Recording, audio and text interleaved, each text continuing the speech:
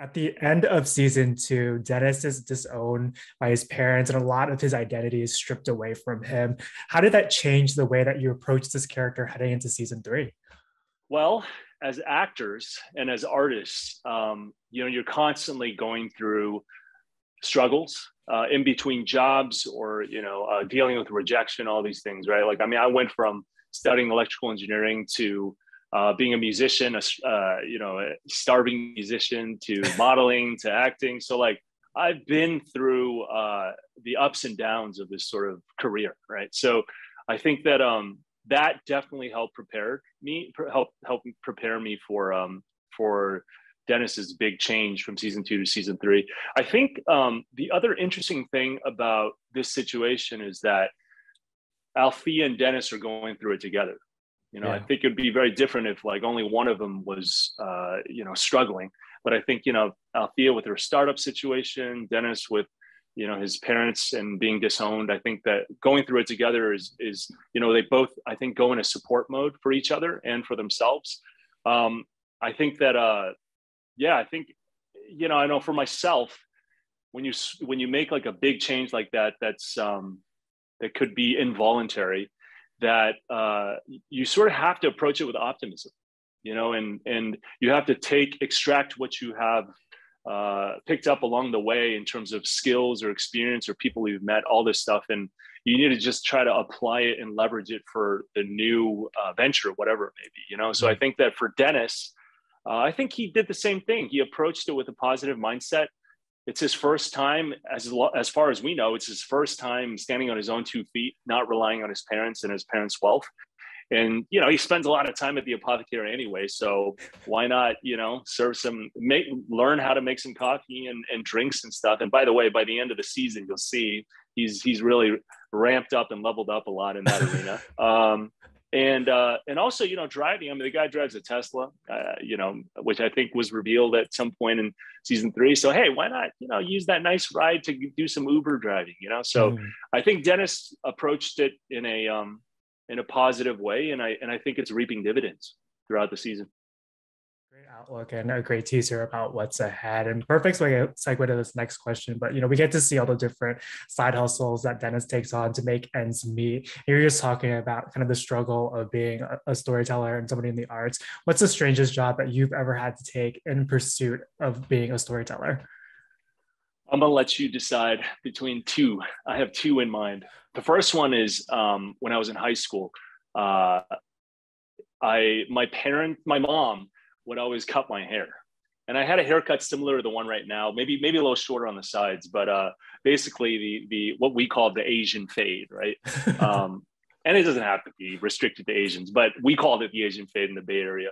And she would cut my hair like every week or two. And after a while, I started noticing that, the gradient wasn't really working. It was like a high contrast between the bottom part and the upper part. So I was like, I've always been pretty artistic, and I decided to try to give it a go myself. So I took the mirror, I would do the thing. And at first I was terrible, but I got better and better. And to the point where, if I could say so myself, I mastered a pretty good fade.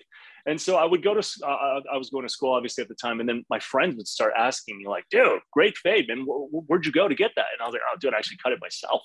And so a few friends started asking me to cut their hair. So I was like, well, I'm spending my time and energy and skills doing this. So why don't I charge a little bit for it? So I think at the time I was charging $5 a pop or something like that, just for fun. But it was kind of cool. It was like the beginnings of my entrepreneurial sort of journey. Yeah. So that was kind of a strange job that I actually really enjoyed. The other one was actually when I was a musician in Asia. I was based in Taipei, Taiwan.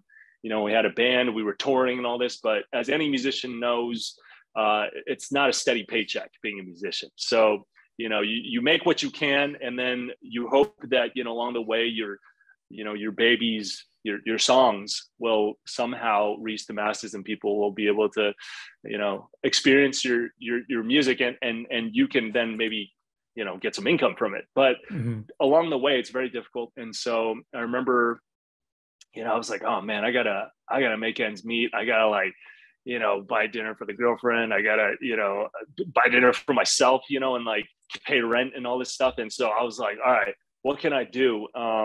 And so what I found was like I would in Taiwan there are these night markets, and they have all sorts of weird stuff at these night markets. Some cool stuff, some Yeah. not so not some, lots of interesting stuff. But I started noticing these really interesting tech accessories that were really well designed, and they were, in my opinion, undervalued in terms of how much they were selling them for. So I was like, well, I wonder if there's a way I could take advantage of this. And so anyway, long story short, I found a way to sell these products online, and then I started like buying it in mass from like the factory in China. And so for a while, I was selling tech accessories through the internet before it was like a it was, I guess I was during Amazon days, but anyway, that was kind of interesting, and it actually was pretty lucrative for a while. So Yeah, that that's was kind super of cool smart. too.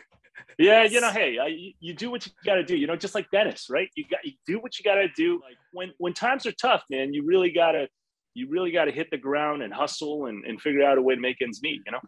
Definitely. And something that I forgot to ask you the last time we chatted, but mentorship is such a cornerstone of this series. Who were the people in your own life who shaped the storyteller that you are today? I think there have definitely been people along the way that have helped in many different capacities, from friends to family to instructors. But I would say, you know what, in a really roundabout way, I think my dad is and was a really big mentor figure. And I think it took me 20 or so years of being around him to really arrive at this revelation, if you will. And I say that because growing up I had a lot of friction with my dad. My Mm. dad was, he grew up in Taiwan. He was in the army for several years, and then he immigrated to Texas, had my brother and me, and so he trained us in a way growing up to he trained us in a way that is similar to the format by which he was trained growing up, which meant being very strict. And I was always artistic from an early age. I loved drawing. I loved music and all these things, and he would always try to deter me from pursuing artistic endeavors. And there would be so much friction because we would butt heads. I'm like, no, I want to, I had posters of bands in my room. I bleached my hair. I painted my fingernails. I was playing like in my band at school and stuff. So, and my dad was very much against that and in retrospect, it's because, he knew that, or he believed that it wouldn't yield sustainable income in the Mm-hmm. future. So he was trying to protect me by telling me to Yeah. focus on studying, on SATs, on AP tests, so that, I can make a living for myself when I graduate from high school and college. And so, lots of friction. And I remember even the first time that I expressed interest in playing the guitar, he's like, "Oh yeah, sure, yeah, I got a broken nylon string classical guitar in the closet from my army days. We'll super glue it together and you could give it a go." And I think at the time he was like, "This might be a short-lived interest, and so I'm not going to buy a whole guitar for him, let's show me that you actually are going to pursue this and actually try to play the guitar." So I started off with this super glued nylon classical string guitar, and then eventually I graduated to the point where I wanted to get an electric guitar because I was really into grunge and rock music.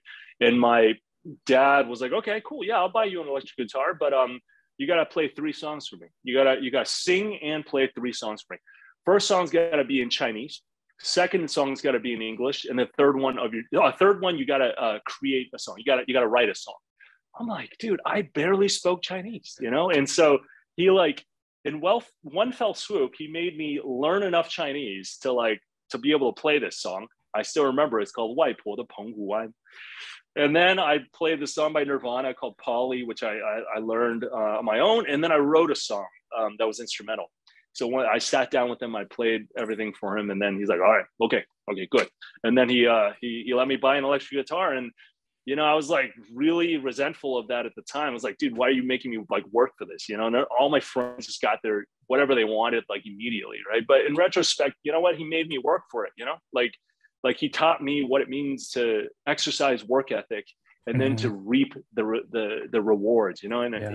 even going through a career as an actor or musician, I think I've applied a lot of that lesson through the years as a musician and actor, because you deal with rejection, and there are times where things aren't good. You just got to keep working. You got to keep getting better. You got to keep, exercising your skills and working that muscle memory and get better and better. And that's the only way you're going to see the results. So that was really awesome. They did that. And then now, after so many years of, what seemed like, deterring me from being an artist, now he's seen the results, and he sees, more importantly, that, wow, Tony takes this seriously.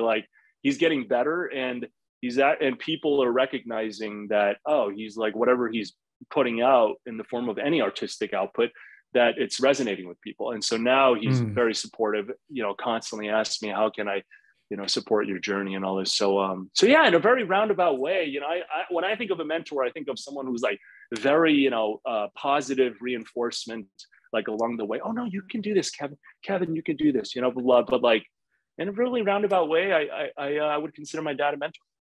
Love that. I actually spoke with Olivia earlier today, and she had a very similar sentiment with her own mom, and how she was trying to protect her from the industry, and kind of coming full circle. So that's an amazing We've definitely story. Exchanged stories about that.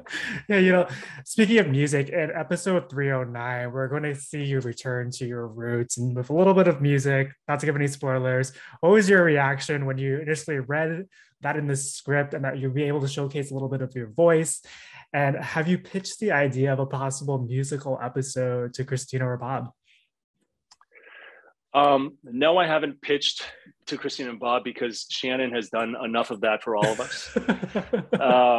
But yeah, no, when I got 309, I was stoked, because it was just so hilarious. And I mean, I'm not going to give away too much, but it was just, the way it read was so funny and so quirky. And I just love that.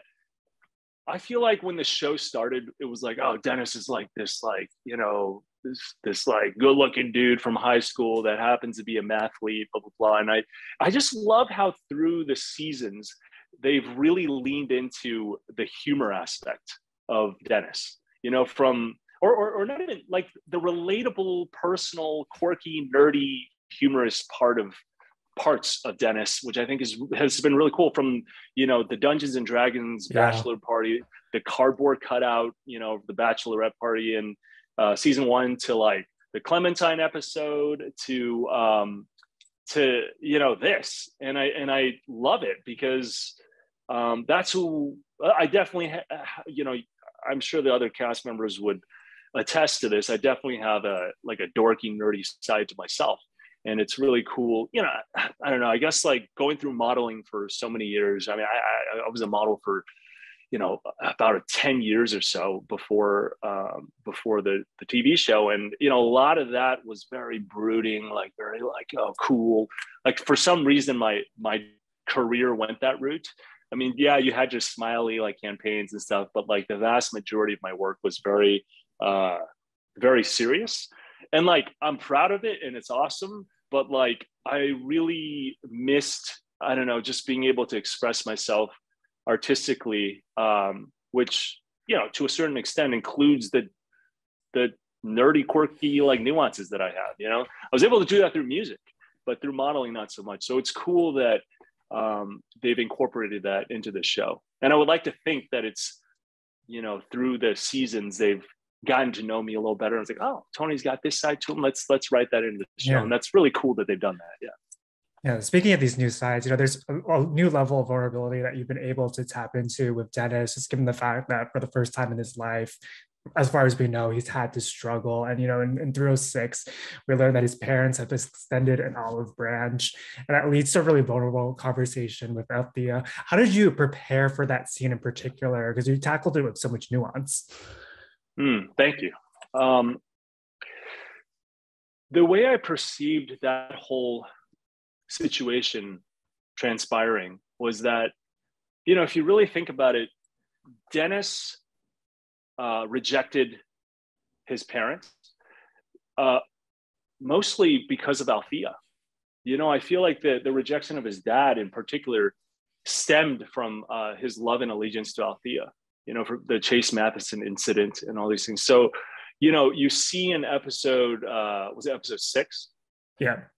Yeah. So you see in episode 6 that, they have this conversation, Chloe reveals to Althea that, hey, like dad actually extended an olive branch. And Dennis said, no, that's because, he's protecting Althea, and so for Althea to sit down with him and finally give him the green light and give him the permission to be like, hey, no, you should talk to your family. I think that was a huge momentous moment for Dennis, that, oh, I'm getting like permission for the person I've been protecting all this time to do this. And I think that was what finally sort of catapulted him to be able to do that. So I don't know, that's the way I perceived that whole situation. Yeah, I don't know. Does that make sense? Yeah, that's a great answer and totally makes sense. And, we know you can't say too much, but is there anything that you can tease about what's ahead for Dennis as he tries to maintain this new sense of identity that he has, while also his family trying to pull him back into the business? Yeah, I think without revealing too much, in the final 3 or 4 episodes, I think you're going to finally be able to see the Sung family and the Shen family getting along, which has not been a thing for I think for most of the show, just because of how different the families are. So yeah, I think it was really fun playing that out, and I can't wait for the audience to see that. I think you'll start seeing that there's some bigger issues that come along the way, not for just Althea, but for Nikki, for the entire crew. And it gets bad enough that they need to get the Sung family involved. And so, they have to hold hands and work together. And it's a beautiful thing to witness. I hope I didn't give away too much. No, you're a pro. You tread that line perfectly. I've seen through your line. You tread that line perfectly. Oh, thank God. Something that I've really enjoyed about season 3 in particular is that there's the fantasy and magical aspects of the show, which have now created the opportunity to bring and introduce new dynamics and relationships that we never thought were possible. Of everyone that's been on the show, is there a character that you wish Dennis had more interactions with? Kerwin. I know he's not he doesn't exist anymore in that universe, but I think if there was a Sung family, Tan family scuffle of some sort, I thought that would have been really interesting, because both of them are like these kind of rich, wealthy empires, families, and you got Juliet and Kerwin and Russell, then you got the Sung family and Chloe and Dennis and and the parents. And so I don't know, I think that would have been really interesting to see how that would play out. And also, they're of the they're definitely of the magic world more than the Song family is. So I think I don't know, maybe that would end up in a situation where Dennis ends up in the realm, or whatever. And that'd be really interesting to see him in a completely different environment. So I don't know, maybe they'll bring Kerwin back and can make that happen. Yeah, who knows? Who knows on Kung Fu? And while we hope that Kung Fu goes on for many more seasons, as you start to look ahead, what are the types of roles and projects that you gravitate towards? Man,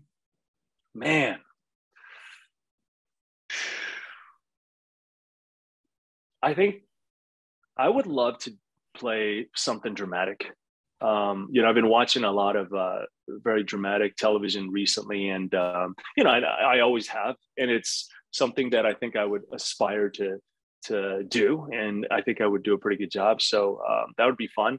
On the flip side, I think that doing any sort of I don't know, like my background is in sort of tech and so things like Silicon Valley, Mythic Quest, these kind of shows I'm a big fan of, and I think it'd be really fun to be a part of that world. I just watched The White Lotus, and I mean not just, I watched it months ago, but it still resonates because it's such a good show.